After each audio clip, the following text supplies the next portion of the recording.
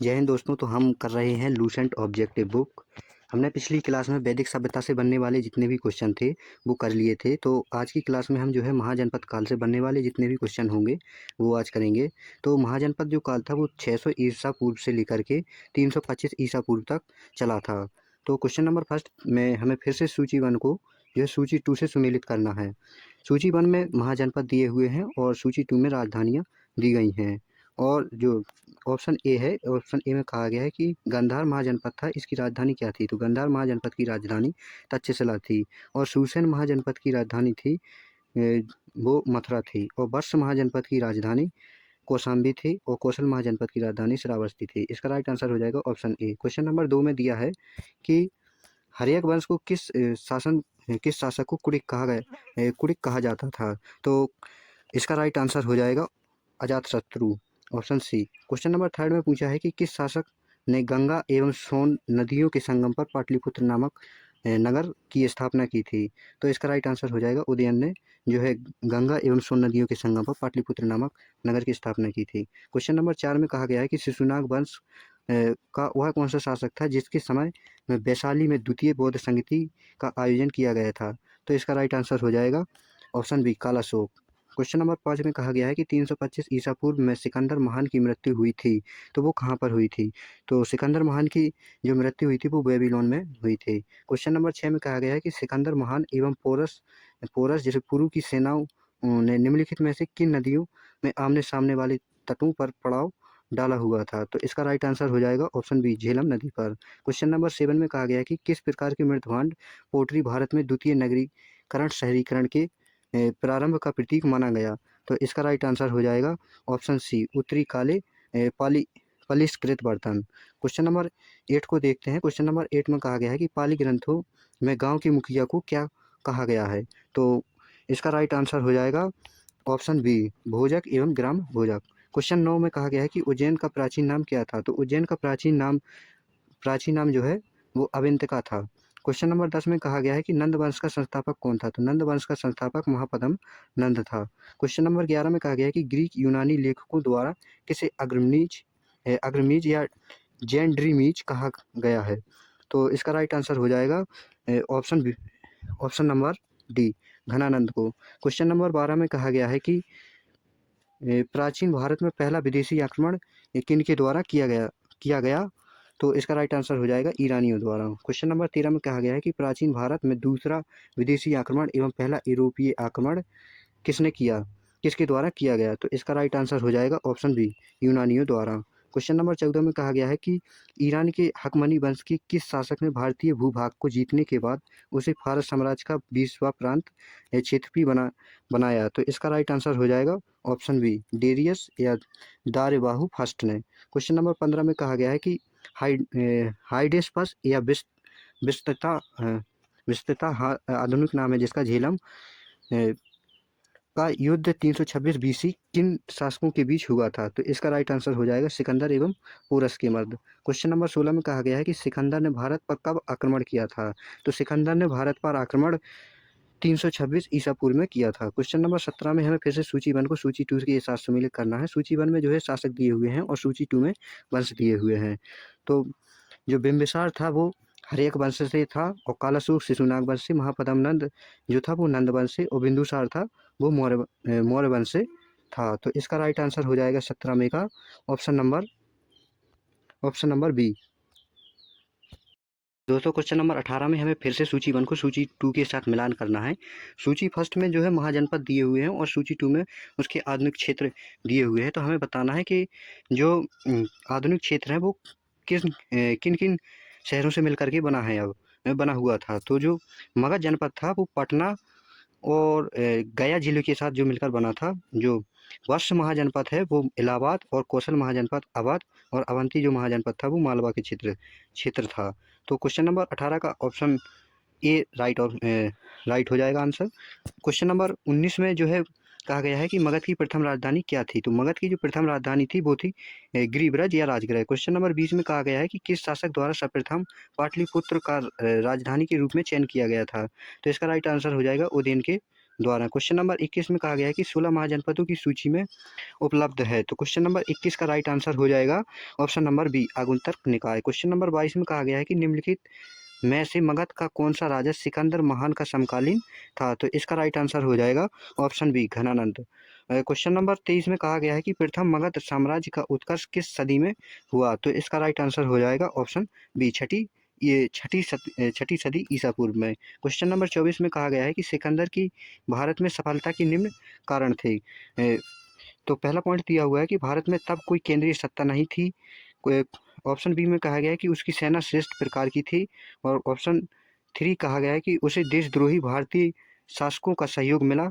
Option 4 कहा गया है कि वह एक अच्छा प्रशासक था। तो इसका राइट आंसर हो जाएगा ऑप्शन नंबर डी, ये तीनों के तीनों सिकंदर की भारत में सफलता के निम्न कारण थे। क्वेश्चन नंबर 25 में जो है सूची 1 को सूची 2 के साथ फिर से हमें मिलान करना है। सूची फर्स्ट में राजा के नाम दिए हुए हैं और सूची 2 में जो है उसका राज्य क्षेत्र दिया हुआ है। तो ऑप्शन ए में कहा गया है कि प्रदोत जो राजा था उसका राज्य क्षेत्र कौन सा था। तो प्रदोत राजा का जो राज्य क्षेत्र वो अवंती था। ऑप्शन बी में कहा गया है कि उदयन का जो राज्य क्षेत्र वो कौन सा था। तो वो था वत्स। और प्रसन्नजीत का जो राज्य क्षेत्र था वो था कौशल। और अजातशत्रु का था वो था मगध क्षेत्र था। इसलिए इसका राइट आंसर हो जाएगा ऑप्शन सी। क्वेश्चन नंबर 26 में कहा गया है कि अभिलेखीय साक्ष्य से प्रकट होता है कि नंद राजा के आदेश से एक नहर खोदी गई थी। वो कहाँ पर खोदी गई थी। तो वो कलिंग में वो नहर खोदी गई थी। क्वेश्चन नंबर 27 को हम देखते हैं।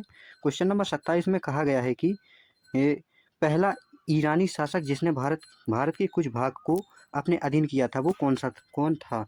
तो इसका राइट ऑप्शन हो जाएगा डेरियस। क्वेश्चन नंबर 28 में कहा गया है कि मगध के राजा अजातशत्रु का सदैव किन गणराज्य के साथ युद्ध रहा है। तो इसका राइट आंसर हो जाएगा जो है बज्जी संघ या वैशाली के साथ। क्वेश्चन नंबर 29 में कहा गया है कि बज्जी संघ के विरुद्ध मगध राज्य के किस शासक ने प्रथम बार रथ मूसल, एक ऐसा रथ जिसमें गदा जैसा हथियार जोड़ा था, तथा महाशिला कटक का मतलब पत्थर फेंकने वाला एक युद्ध यंत्र नामक गुप्त हथियारों का प्रयोग किया। तो इसका राइट आंसर हो जाएगा ऑप्शन नंबर जो है ए, अजातशत्रु। क्वेश्चन नंबर 30 में कहा गया है कि नंद वंश का अंतिम सम्राट कौन था। तो इसका राइट आंसर हो जाएगा option number B, Ghananand. Question number 31 में कहा गया है कि भारत में सिक्कों या मुद्रा का प्रचलन कब हुआ। तो सिक्कों या मुद्रा का प्रचलन जो है 600 ईसा पूर्व में हुआ। क्वेश्चन नंबर 32 में कहा गया है कि निम्न राजाओं पर विचार कीजिए। फर्स्ट है और अजातशत्रु, सेकंड बिंदुसार और थर्ड प्रसन्नजीत। क्वेश्चन कहा गया है कि कौन कौन बुद्ध के समकालीन थे। तो जो अजातशत्रु था और जो प्रसन्नजीत था वो है ये दोनों के दोनों जो है बौद्ध के समकालीन थे। इसलिए इसका राइट आंसर हो जाएगा option number C. Question number 33 में कहा गया है कि छठी शताब्दी ईसा पूर्व के दौरान बड़े राज्यों के उदय का मुख्य कारण क्या था।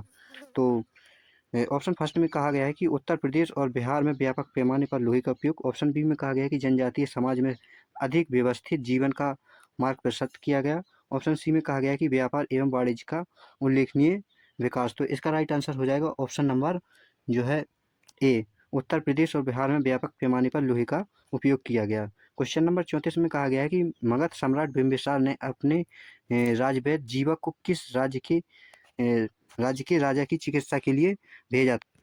तो इसका राइट आंसर हो जाएगा option C, Avanti. Question number 35 में कहा गया है कि किस शासक ने अवंती को जीतकर मगध का हिस्सा बना दिया था। तो इसका राइट आंसर हो जाएगा option C, Shishunaga. Question number 36 में कहा गया कि किस मगध सम्राट ने अंग का विलय अपने राज्य में कर लिया। तो इसका राइट आंसर हो जाएगा ऑप्शन नंबर ए, बिंबिसार ने। क्वेश्चन नंबर 37 में कहा गया कि शिशुनाग ने किस राज्य का विलय मगध साम्राज्य में नहीं किया।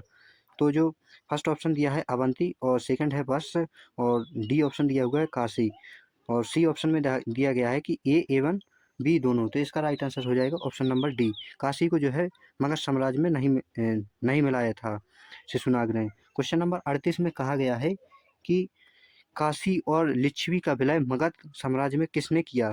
तो इसका राइट आंसर हो जाएगा ऑप्शन नंबर बी, अजातशत्रु ने जो है। क्वेश्चन नंबर 29 में कहा गया है कि मगध साम्राज्य के बारे में कौन सा कथन सही नहीं है। तो फर्स्ट ऑप्शन में दिया हुआ है कि पुराणों एवं महाकाव्यों के अनुसार इसकी स्थापना बृहद्रथ ने की। ऑप्शन नंबर बी में कहा गया कि महापद्मनंद ने इसे सर्वाधिक विस्तार प्रदान किया तथा सर्वक्षत्रक क्षत्रियों जिसका सर्व छात्रक इसका अर्थ होता है क्षत्रियों का अंत करने वाला, एवं एकराट की उपाधि धारण की। ऑप्शन सी में कहा गया है कि गिरजवर, राजगृह, पाटलिपुत्र एवं वैशाली क्रमशः इसकी 4 राजधानियां बनी। ऑप्शन डी में दिया गया है कि इनमें से कोई नहीं, तो इसका राइट आंसर हो जाएगा ऑप्शन नंबर डी, इनमें से कोई नहीं। ये तीनों के तीनों जो है मगध साम्राज्य के बारे में सही है। क्वेश्चन नंबर 40 में कहा गया है कि सिकंदर के आक्रमण के समय उत्तर भारत पर निम्नलिखित राजवंशों में से किस एक शासक का जो शासन था, तो इसका राइट आंसर हो जाएगा ऑप्शन नंबर ए, नंद वंश का। क्वेश्चन नंबर 41 में कहा गया है कि निम्नलिखित में कौन सा एक ईसा पूर्व छठवीं सदी में प्रारंभ में भारत का सर्वाधिक शक्तिशाली नगर राज्य था, तो इसका राइट आंसर हो जाएगा option number D, Magadh. Question number 42 में कहा गया है कि निम्नलिखित में से कौन से भारत पर ईरानी आक्रमण के प्रभाव के रूप में माना जाता है। फर्स्ट ऑप्शन दिया हुआ है खरोष्ठी लिपि का प्रचार, सेकंड है अभिलेख उत्कीर्ण करने की कला का प्रचार, थर्ड ऑप्शन है ईरानियों की छत्र प्रणाली का प्रचार, ऑप्शन 4 है कि घंटा आकार के गुंबज की कला का प्रचार, और पांचवा ऑप्शन है स्त्री अंगरक्षकों की नियुक्ति। तो ये तीनों के तीनों जो है ईरानी आक्रमण के प्रभाव माने जाते हैं, इसलिए इसका राइट ऑप्शन हो जाएगा option number D. Question number 43 में कहा गया है कि निम्न में से कौन सा एक सिकंदर की आक्रमण का प्रभाव नहीं था। फर्स्ट ऑप्शन में कहा गया कि इस आक्रमण ने भारत और यूनान के बीच प्रत्यक्ष संपर्क स्थापित करवाया। ऑप्शन बी में है इस आक्रमण ने पश्चिमोत्तर भारत में यूनानियों की स्थापना का मार्ग प्रशस्त किया। ऑप्शन सी में कहा गया कि सिकंदर अनेक उपनिवेशों की स्थापना के लिए उत्तरदायी था।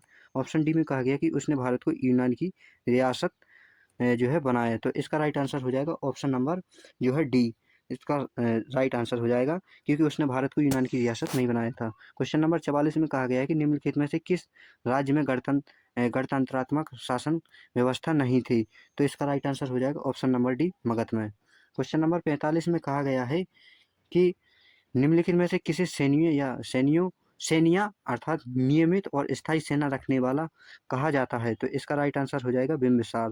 क्वेश्चन नंबर 46 में कहा गया है कि निम्नलिखित में से किसी उग्रसेन मतलब भयानक सेना का स्वामी कहा जाता है, तो इसका राइट आंसर हो जाएगा ऑप्शन नंबर ए, महापद्मनंद को। क्वेश्चन नंबर 47 में कहा गया है कि डेरियस दाराबाहु फर्स्ट ने 1516 बीसी में सिंधु के तटवर्ती भूभाग को जीतकर उसे ईरान का 20वां क्षत्रपी प्रांत बनाया। उससे कितना राजस्व प्राप्त होता था, तो इसका राइट आंसर हो जाएगा ऑप्शन नंबर जो है ए, 360 टैलेंट। क्वेश्चन नंबर 48 में कहा गया है कि निम्नलिखित में से कौन सा सिकंदर के साथ भारत आने वाला इतिहासकार नहीं था, तो इसका राइट आंसर हो जाएगा हेरोडोटस। जो है इसमें सिकंदर के साथ नियाकस, एनासीक्रेट्स और एरिस्टोबुलस ये तीनों के तीनों भारत आए थे। क्वेश्चन नंबर 49 में कहा गया है कि महाजनपद काल में श्रेणियों के संचालक को कहा जाता था, तो इसका राइट आंसर हो जाएगा option A, restraint. Question number 50 में कहा गया है कि गृहपति का अर्थ है, तो गृहपति का अर्थ होता है क्वेश्चन नंबर धनी किसान। क्वेश्चन नंबर 51 में हमें फिर से सूची फर्स्ट को सूची 2 के साथ सम्मिलित करना है। तो सूची फर्स्ट के ऑप्शन फर्स्ट में दिया है कि अष्टकुलक का अर्थ क्या था, तो वो थी परमदर्शाई। क्वेश्चन नंबर 51 में हमें सूची फर्स्ट को सूची 2 के साथ सम्मिलित करना है। सूची फर्स्ट में दी गई है और सूची 2 यह दी गई है। तो सूची फर्स्ट के ऑप्शन ए में दिया गया है कि अष्टकुलक क्या था, तो अष्टकुलक जो था वो परम शारदाई संस्था थी। क्वेश्चन ऑप्शन बी में कहा गया है कि महापात्र क्या था, तो उच्च कोटि के अधिकारी हुआ करते थे। बलि साधक जो थे किसान से कर वसूलने वाला था। और ऑप्शन डी में कहा गया शोल्किक या शूलाध्यक्ष क्या थे, तो शिल्पियों और व्यापारियों से वसूलने वाला अधिकारी। क्वेश्चन नंबर 52 में कहा गया है कि मगध के किस प्रारंभिक शासक ने राज्यारोहण के लिए अपने पिता की हत्या की एवं इसी कारणवश अपने पुत्र द्वारा मारा गया, तो इसका राइट आंसर हो जाएगा अजातशत्रु। क्वेश्चन नंबर 53 में कहा गया है कि विश्व का पहला गणतंत्र वैशाली में किसके द्वारा स्थापित किया गया, तो इसका राइट आंसर हो जाएगा लिच्छवी के द्वारा। क्वेश्चन नंबर 54 में हमें फिर से सूची फर्स्ट को सूची 2 के साथ सम्मिलित करना है। सूची फर्स्ट में जो है महाजनपद दिए हुए हैं और सूची 2 में राजधानियां दी गई हैं। तो कुरु जो महाजनपद था इसकी राजधानी इंद्रप्रस्थ थी। पांचाल महाजनपद की राजधानी अहिक्षेत्र थी और कौशल महाजनपद की राजधानी साकेत और वर्ष महाजनपद की राजधानी थी वो थी कौशाम्बी। तो इसलिए इसका राइट आंसर हो जाएगा option number B. Question number 55 देखते हैं। क्वेश्चन नंबर 55 में कहा गया है कि निम्न में से कौन सा एक बौद्ध ग्रंथ 16 महाजनपदों का उल्लेख करता है? तो इसका राइट आंसर हो जाएगा ऑप्शन नंबर ए, आगंतुक निकाय। क्वेश्चन नंबर 56 में कहा गया है कि निम्नलिखित में से कौन सा एक मगध साम्राज्य की राजधानी नहीं थी? तो इसका राइट आंसर हो जाएगा ऑप्शन नंबर डी, कौशाम्बी थी जो मगध साम्राज्य की राजधानी नहीं थी। गृहगृह, राजगृह और पाटलिपुत्र ये तीनों की तीनों एक एक समय पर अपनी मगध साम्राज्य की राजधानी रही हैं। इस क्लास में जो है हमने महाजनपद काल से बनने वाले सभी क्वेश्चनों को समाप्त कर दिया है। तो अगली क्लास में हम जो है धार्मिक आंदोलन से जितने भी क्वेश्चन बनेंगे उनको समाप्त करेंगे।